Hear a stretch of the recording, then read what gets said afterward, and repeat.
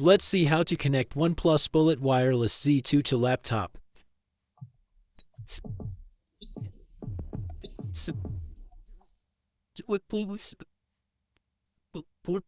Now go to the laptop's Bluetooth settings.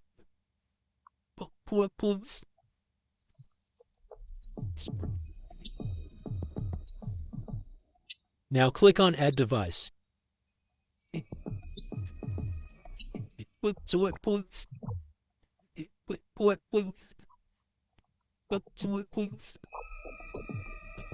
You need to separate the two earplugs to turn on the headphones.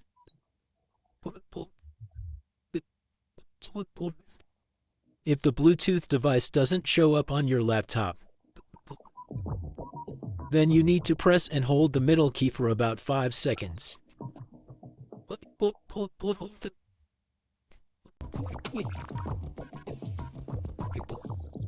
Now, a Bluetooth device will appear on your laptop. Now connect the Bluetooth device and enjoy.